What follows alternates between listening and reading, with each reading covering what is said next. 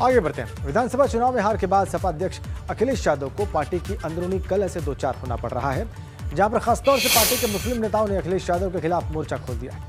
और ये दौर तब शुरू हुआ जब चाचा शिवपाल की नाराजगी के बाद आजम खां के कुनबे ने भी अखिलेश यादव की मुखालफत कर साफ कर दिया।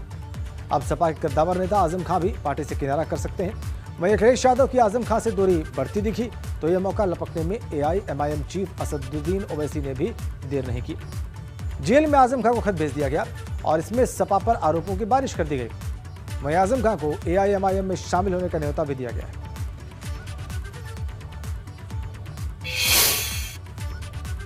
तो पहले आपको यह बताते हैं कि AIMIM की ओर से आजम खां को जो चिट्ठी भेजी गई उसमें लिखा क्या है।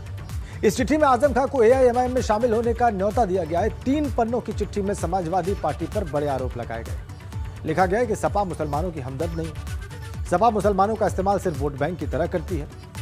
आजम खां जेल में बंद रहे, लेकिन अखिलेश यादव और उनके सिपहसालारों ने न तो आजम खां के लिए आवाज उठाई और न ही उनके परिवार के लिए। चिट्ठी के जरिए आजम खां से जेल में मिलने का वक्त भी मांगा गया है। लिखा गया है कि इजाजत मिलने के बाद AIMIM के बड़े नेता जेल में पहुंचकर आजम खां से मुलाकात करेंगे। AIMIM के प्रवक्ता मोहम्मद फरहान ने आजम खां को चिट्ठी लिखी और जिसके लिए असदुद्दीन ओवैसी ने उन्हें इजाजत भी दी है। साफ है कि यूपी में जमीन तलाश रही ओवैसी की पार्टी चाहती है कि आजम खां उनके साथ आए। मौका उन्हें इसलिए मिला है क्योंकि आजम खां और उनके परिवार की दूरी सपा अध्यक्ष के साथ बढ़ती दिखाई दे रही है।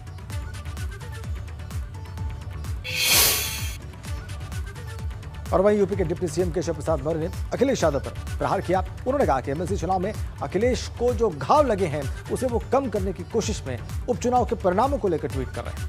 उन्होंने कहा कि खिसियानी बिल्ली खंभा नोचे वाली कहावत कर रहे हैं वो। शिवपाल यादव के कॉमन सिविल कोड की बात पर उन्होंने कहा कि भाजपा जो कहती है वो करती है और उत्तराखंड में भाजपा इस ओर कदम भी उठा रही है। सपा में उठ रहे बता के सिरों पर उनका कहना था कि उनकी बीमारी है, मैं उसका इलाज जानता हूं, लेकिन फिर भी नहीं बताऊंगा।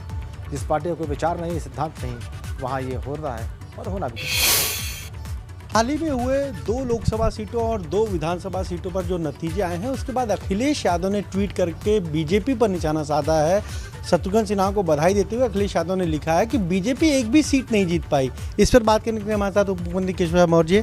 केशव, जिस तरीके से ये जो उपचुनाव हुआ आसनसोल, वहाँ पर शत्रुघ्न सिन्हा जीत गया, बीजेपी नहीं जीत पाई, उसको लेकर अखिलेश यादव ने ट्वीट किया, लिखा कि बीजेपी उपचुनाव में एक भी सीट नहीं जीत पाई। श्री अखिलेश यादव जी को अभी विधान परिषद चुनाव में जो घाव लगा है उस घाव को सहलाने की कोशिश कर रहे हैं। पहले वो बताएं, विधान परिषद के जो अभी चुनाव हुए थे उसमें वह कितनी सीटें जीते हैं।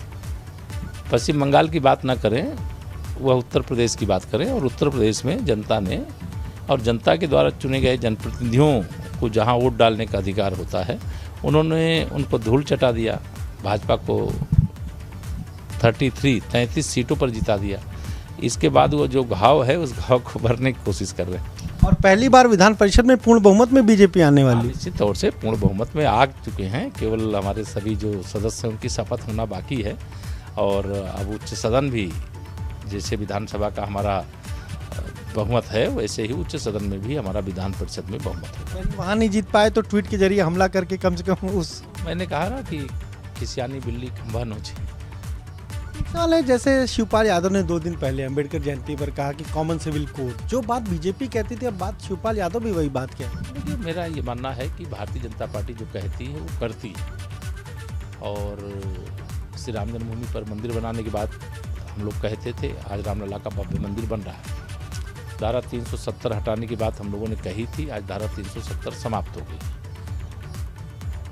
कॉमन सिविल कोड की जहाँ तक बात है, इस दिशा में भी उत्तराखंड सरकार, उत्तर प्रदेश सरकार, यह सब आगे बढ़ रही है। मैं समझता हूं कि भारतीय जनता पार्टी की जो विचारधारा है वही सही विचारधारा है। जो आज हमारी विचारधारा के विरोध में आज जिन भी विषयों पे आज होंगे वह कल उन विषयों को स्वीकार करेंगे। जो पहले विरोध में रहते थे आज उसको स्वीकार कर रहे हैं, तो यह कोई मेरे लिए आश्चर्य का विषय नहीं है। वो संकेत दे रहे हैं क्या साथ आने का, या फिर वो आना चाह रहे हैं, हरी झंडी नहीं मिल रही है?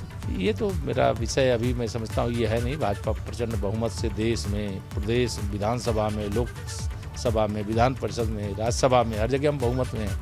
हमारी कोई ताकत जनता के आशीर्वाद से कम नहीं। जो चुनाव के पहले आपने हमसे बातचीत में एक बार कहा था, मुझे याद है कि जब परिणाम आएंगे तो समाजवादी पार्टी में भगदड़ होगी, तो वही स्थिति देखने को मिले। पहले सहयोगियों ने तमाम सवाल उठाए, अब तो पार्टी के भीतर ही लोग सवाल उठा रहे हैं। ये समाजवादी पार्टी की बीमारी है। मैं उसका इलाज जानता हूँ तो भी नहीं बताऊँगा। मैं तो चाहूँगा कि वो बीमार रहे और जो आवाज़ उठ रही वो उठेगी ही। जिस पार्टी का कोई नीति नहीं, रीति नहीं, कोई सिद्धांत नहीं, कोई विचार नहीं, तो वहाँ तो यह होना भी चाहिए, हो भी रहा है। लेकिन ये उनकी पार्टी का आंतरिक मामला है, मेरी पार्टी का मामला नहीं।